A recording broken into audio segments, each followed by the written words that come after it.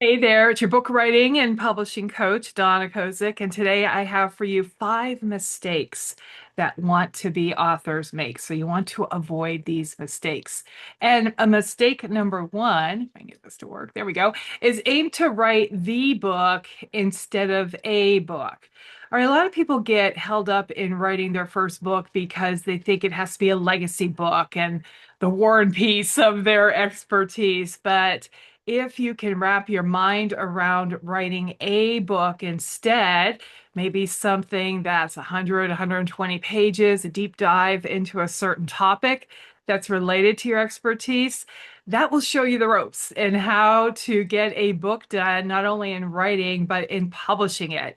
And then it's like learning to ride a bicycle. You will know what to do for your next book and the one after that. And then you can work up to your legacy book if you like. Next up, whoops, wrong way, is one mistake that want-to-be authors, or what I call soon-to-be authors, make is listening to their inner critic. And you did not develop this inner critic. It was developed for you by perhaps an English teacher who meant well, but would spill red ink all over your composition pages in high school. So there's that kind of writing, which is really learning how to write. And then there's writing a book. And what can happen is the voice of the inner critic gets too loud. So I recommend you put them in the back seat, maybe put them in another room, uh, give them some snacks and things like that, and then say, listen, I'm going to do at least this first draft and look things over. Maybe I'll call you back for some proofreading or some revision or things like that. But for now, let me do my thing and get my message out on paper or on screen. So put that inner critic in the back seat. The next one is don't make a power outline. All right. So if you were like me and writing those composition papers, the teacher would ask for an outline and your essay. And for some reason, Mr. Casilla wanted both of them at the same time.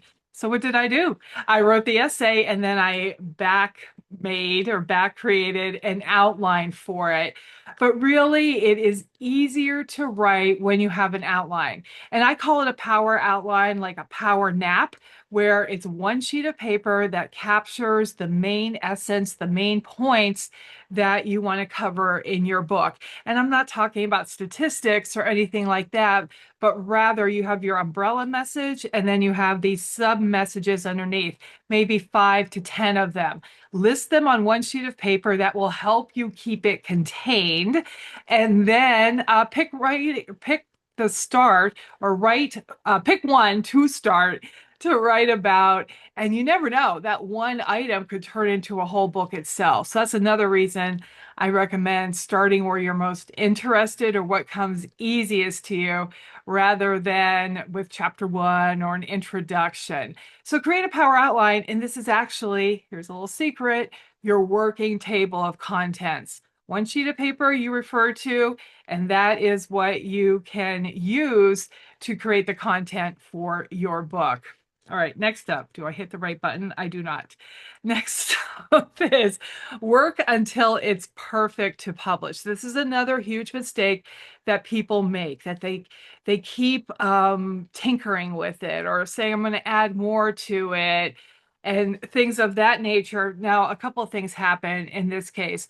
The first is that you can add and add and add, and then what that gives you is more content to edit, revise, edit, revise, edit, revise.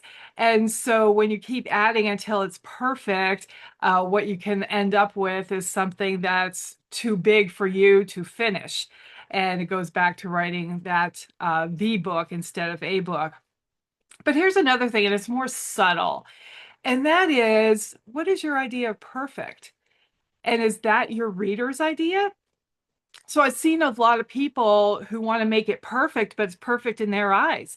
And that book may only serve them. They may talk and over or write so much that they overwhelm the reader, but it's perfect in their eyes. Well, is that a book that is really serving you as a big business card?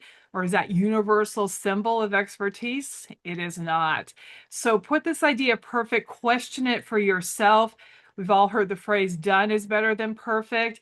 And when you get that book out there, a book out there, you are running laps around people who are still sitting and thinking about starting a book or perfecting theirs. All right. Work until it's perfect to publish. Avoid that. Done is better than perfect. And finally, no. My fifth one, don't ask for help. All right, you do what you do, and you're great at what you do. Maybe you're a life coach, maybe you're a consultant, maybe you're a business coach, maybe you're a speaker. You are not necessarily a writer, and more importantly, a publisher. So you don't know. You've read books, but you don't know, is this manuscript ready to go? Is it complete? How do I get a cover design? How do I get it formatted? How do I get it up on Amazon? How do I get it for wider distribution into bookstores? You're not expected to know all that. You know what you know, you do what you do. Let us help you with the rest. I specialize in making sure those manuscripts are ready to go. I have a saying that I do not let my people publish junk. I have a publishing team that helps put the professional polish with the cover, with the formatting, and then we help you get it up on Amazon. We're here for you. All right. So don't be afraid to ask for help. All right, there you go. Five.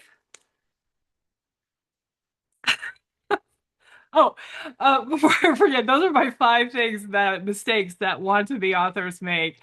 Also, if you like this jerky type of PowerPoint and information here, please remember to like and subscribe to my channel. You can always comment with a question.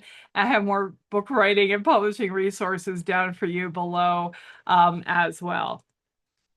Oh, I thought I had one more. Okay, well, I was going to go back to the original slide. But again, this is Donna Kozik. And I wish you the best of success in writing and publishing your book. And I will end with saying that this is something that you can do that no one will take away from you. It will always be there. A book I published 20 years ago is still on Amazon. And it's just a good feeling to be able to see your book on Amazon, to see your name in print, to see your name on the cover of that book. So it is something that I desire for you. My mission is to get people published, and we can do it, and you can do it. All right, take care.